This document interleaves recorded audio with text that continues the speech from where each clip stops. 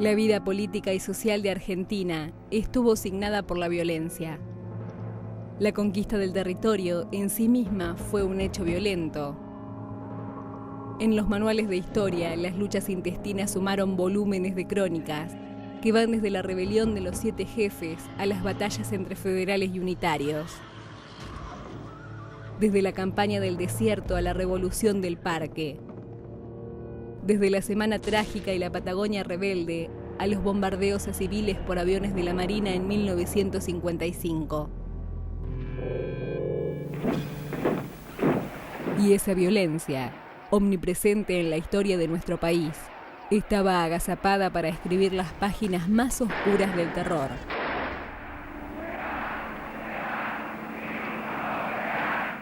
A la luz de los hechos que sucederían después, la consigna "se van y nunca volverán", tras la asunción del gobierno de Cámpora, no llegó a ser más que una expresión de deseos y un anhelo de los militantes de los sectores populares.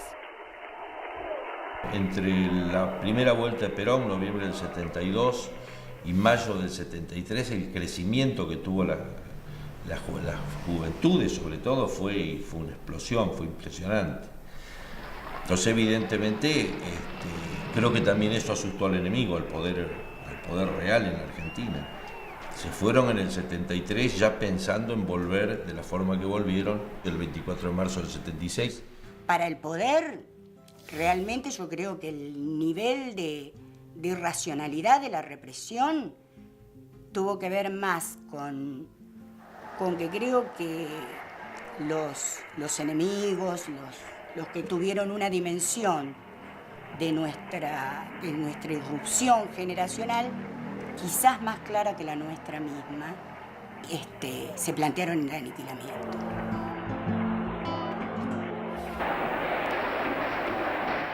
Las bandas fascistas de la AAA de López Rega, que habían hecho su bautismo de fuego en la masacre de Ezeiza, empezaron a perseguir y matar a cientos de militantes en una antesala siniestra de lo que vendría después con la dictadura militar.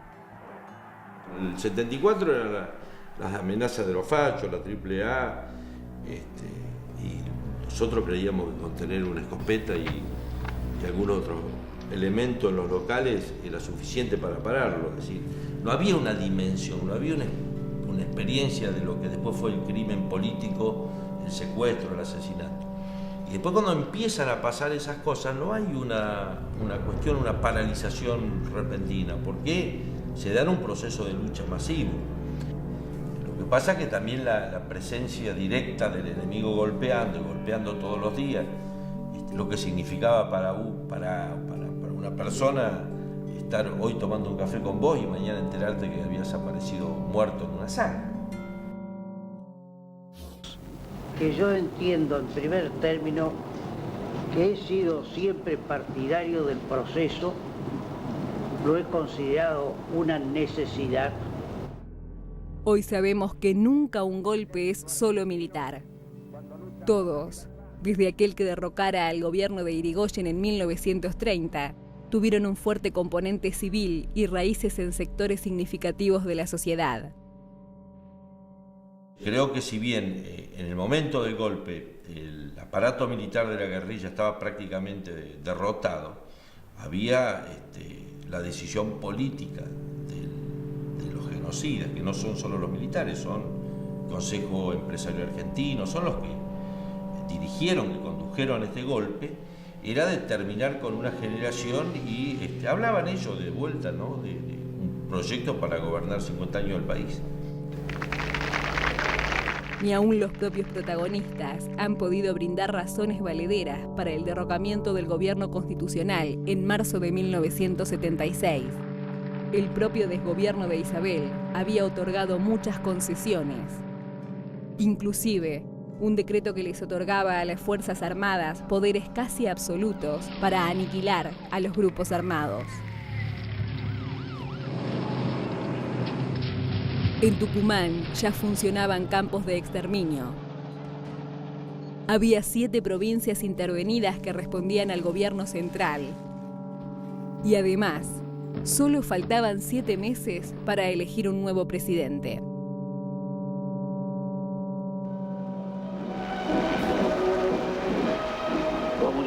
número 1 de la Junta Militar. Se comunica a la población que a partir de la fecha el país se encuentra bajo el control operacional de la Junta Militar. Se abre, señores, un nuevo capítulo en la historia económica argentina. Para implantar el nuevo modelo económico ideado por Martínez de Hoz, había que quebrar con una feroz represión toda posibilidad de resistencia política y social. El poder desaparecedor, como le llaman algunos, barrió con una generación entera de dirigentes en cualquier área de la vida social, estudiantil, en la parte más damnificada. Hoy tenemos estadísticas, es toda la parte gremial, toda la parte de la organización del trabajo. No por casualidad los derechos sociales están tan por el piso hoy día. En nuestra provincia, las luchas de los trabajadores estuvieron signadas por innumerables persecuciones. El ejemplo más claro de un plan represivo destinado a quebrar los avances obtenidos luego de años de lucha es el de los obreros de las fábricas y talleres de Villa Constitución. El conflicto, digamos, más grave que había sufrido Santa Fe, que fue muy grave, fue lo de Villa Constitución, que estuvieron paradas las fábricas durante muchos días y bueno, por cuestiones más nacionales que provinciales, fueron detenidos una serie de militantes del sector del trabajo, ¿no? En Villa tenés 3 marzos seguidos. El Villazo fue en el 74, fueron las tomas de fábrica, fue arrancar a la burocracia sindical las elecciones, el derecho a elegir a las autoridades locales. Marzo del 75 es la intervención a la seccional Villa Constitución, la ocupación militar de la ciudad, los 150 compañeros detenidos y la huelga de 60 días. Y marzo del 76 es una nueva represión donde muchos compañeros más van a la cárcel y muchos desaparecen. Una generación entera de dirigentes que estaban en la acumulación de ese poder social, de esa justicia distributiva que el peronismo formuló en sus fundamentos, fueron barridos, pero fueron barridos de una manera absolutamente deliberada para concentrar las riquezas económicas de este país y para evitar cualquier cuestionamiento a los grupos de poder de nuestro país, ¿no? Se ha exterminado a una generación dinámica, capaz de llevar adelante transformaciones, pero además no fueron tontos, porque ellos identificaban que estábamos en un momento de la noche o de la luz, porque en esos años se visualizaba como la posibilidad de construir una sociedad en solidaridad, una sociedad en fraternidad. Es por eso que, en primer término, este plan se propuso desmantelar el activismo en el movimiento obrero para desintegrar su identidad política con el peronismo. En segundo lugar, desarticular el resto de las organizaciones del pueblo, desde los grupos más politizados hasta cualquier tipo de organización de base, en donde pudiese anidar un crítico o un opositor al modelo. Por último, aniquilar la voluntad individual de resistir y desbaratar la solidaridad, objetivos finales de la sistemática aplicación del terror. Estuvimos hasta que pudimos en nuestra casa, pero una vez que vinieron a buscar otros compañeros cerca, entonces ahí decidimos ir al monte, digamos, vivir prófugos. Y así vivimos como 4 años prófugos. Y en ese intervalo, tuvimos un hijo en el monte y después otro hijo que pudo nacer fuera del monte.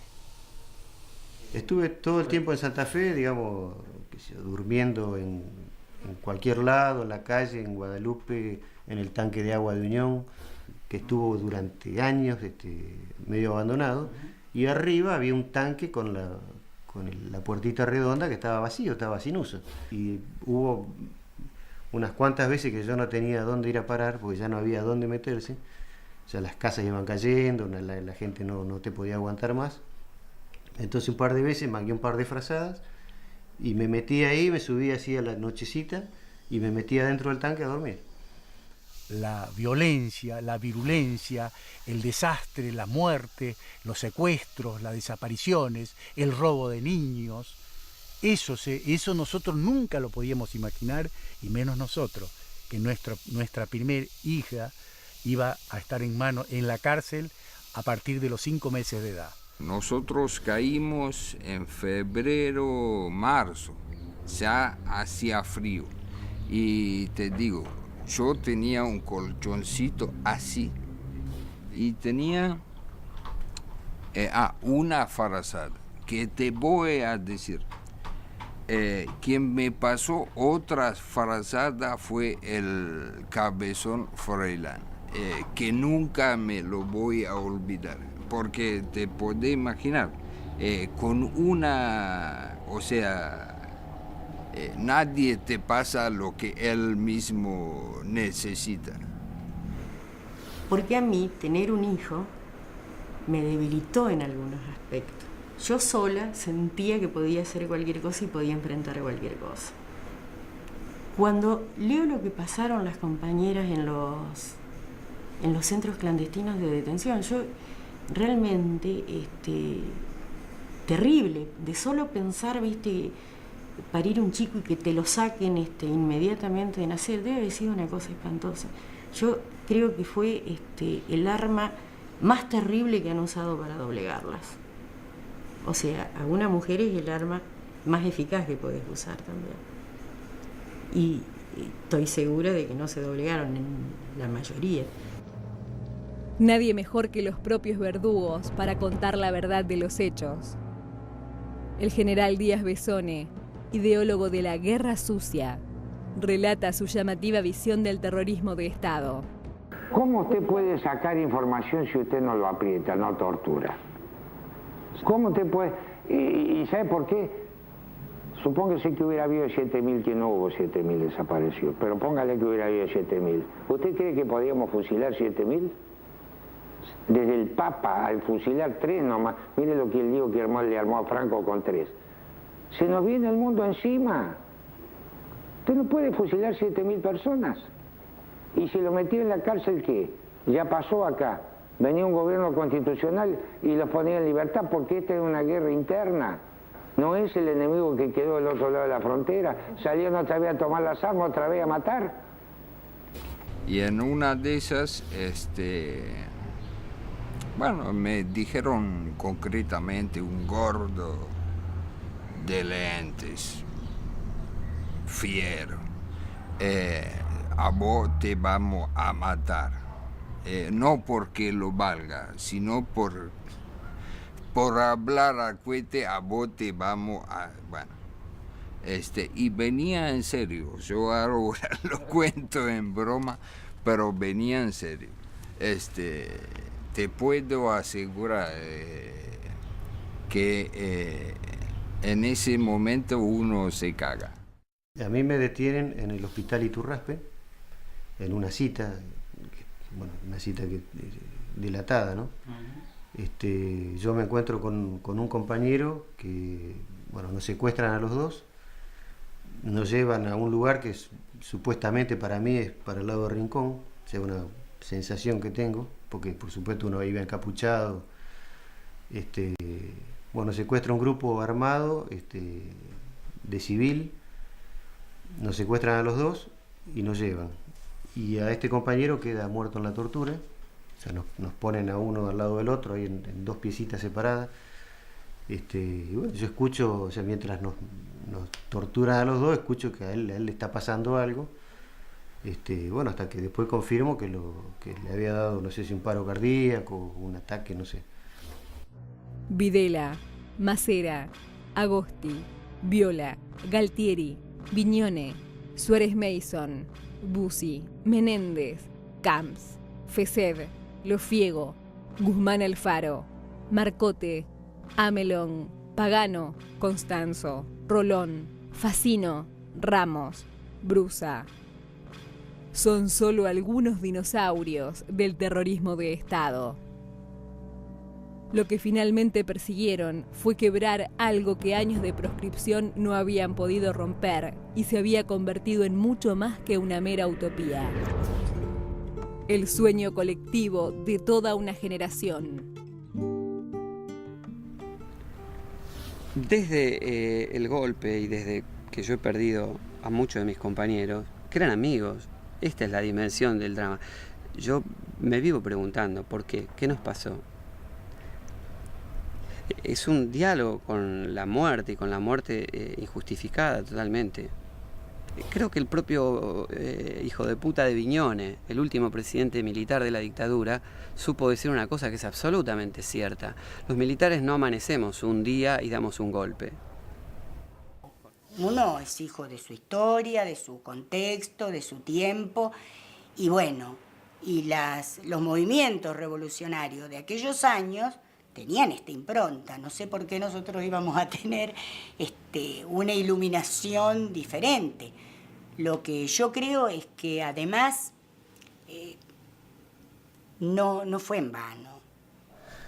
Teníamos un sueño colectivo y que tenía mucho que ver con que se pudiera construir el hospital de niños en el Sheraton Hotel, como cantamos en aquella época. Pero bueno, eso fuimos. Yo no me considero Flash ni ningún superhéroe. Casi diría que las circunstancias me llevaron. Y a veces entiendo por qué esto puede parecer como una película para quien hoy tiene 17, 18, 16 años. Porque bueno, la vida uno lo va llevando. Uno no piensa las cosas que hace, mucho menos cuando es joven. Uno las hace porque cree que hay que hacerlas. Y así fue lo nuestro, ¿no? Me parece que a 30 años lo más lindo es reivindicar la mística por la cual se peleaban, por la cual murieron tantos compañeros. Porque no fueron inocentes, jóvenes inocentes que un milico borracho salió a asesinarlos. Fueron militantes comprometidos que en determinado momento discutieron el poder en la Argentina. Tal vez la única vez en la historia que se discutió en esos términos. A veces te imagino libre de verdad, cumpliendo tu destino de felicidad. Ninguna pena dentro, ni una soledad. Y es tanto ese deseo que parece real. Aprender la lección de la historia debe ser no perder la memoria. Aprender la lección de la historia debe ser no perder la memoria. Señores jueces, quiero renunciar expresamente a toda pretensión de originalidad para cerrar esta requisitoria. Quiero utilizar una frase que no me pertenece, porque pertenece ya a todo el pueblo argentino. Señores jueces, nunca más. Te busco en los que sueñan y los que te dan eternamente todo sin echarse atrás. La gente más sencilla, la que sabe amar y aún tiene coraje para no callar. Aprender la lección de la historia debe ser no perder la memoria.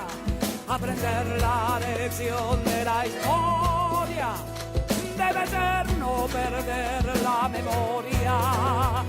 Aprender la lección de la historia debe ser no perder la memoria.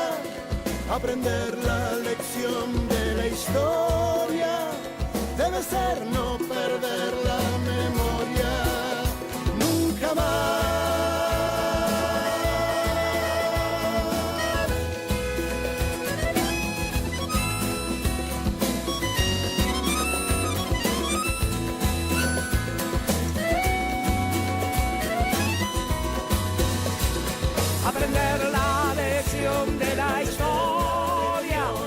debe ser no perder la memoria, aprender la lección de la historia.